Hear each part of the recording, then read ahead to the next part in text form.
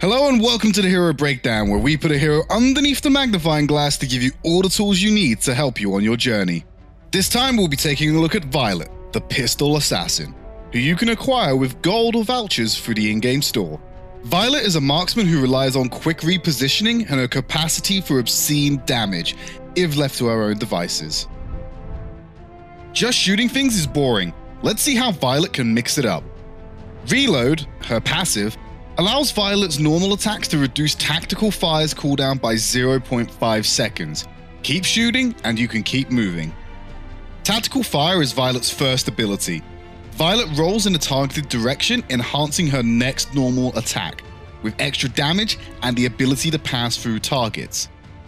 You have time to use this enhanced auto, so you don't have to fire immediately. Plus, if there are enemies nearby after you have rolled, you'll enjoy a brief movement speed buff. Time to ramp up Violet's arsenal. Fire in the Hole is Violet's second ability. You throw a grenade dealing physical damage and slowing enemy movement speed by 90% for 1 second. Finally, Violet's ultimate ability, Concussive Rounds. This ability is a huge part of Violet's burst potential. You fire a concussive round, dealing massive physical damage to all those in a targeted direction. Being a marksman, Violet needs time to purchase a relatively expensive build to come into her own. A trade-off of this is that she'll be weak in the early game. Pair her with a support and head to the dragon lane. Try to keep to the back of the action and play behind your tankier, stronger teammates. Imagine you're a pop star letting your security team lead the way. Use your tactical fire and fire in the hole to kite back approaching enemies. Kiting is just a fancy way of saying shoot and run backwards. As I just mentioned, you're weak in the early game, so you're going to need an entourage. Ormar.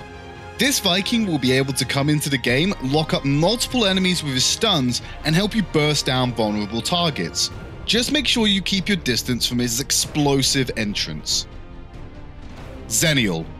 Zeni may be one of the more recent heroes, but his supportive kit can help you out in a jam. His ult will give you some nice resistances and a much needed heal. If you want to go aggressive, he can dive in and keep enemies in range for you to burst them down. Do not underestimate your range.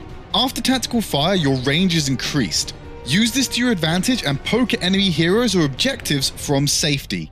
This includes knocking down turrets outside of their attack range. Because your passive allows your normal attacks to reduce tactical fire's cooldown, if you're kiting back, you need to keep attacking to give you that extra mobility to keep you safe. Concussive rounds can affect multiple enemies. While you can use it to burst an individual target, it may be more beneficial to use this ability if the enemy team clusters together. After all, the damage doesn't reduce if you hit multiple targets. Unfortunately, the Antares battlefield doesn't stock guns, but I guess these swords may help. War boots will boost your attack speed by 25% and give you some extra mobility. More attacking, more cooldown reduction on your bread and butter tactical roll.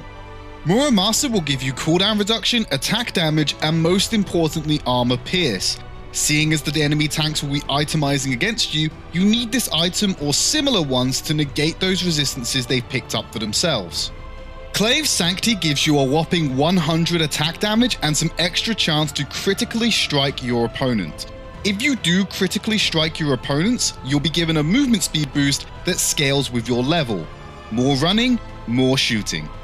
These are a few items we recommend. Always remember that you should be flexible with your item builds. No two games are the same, so pay attention to what your opponents are building and buy accordingly.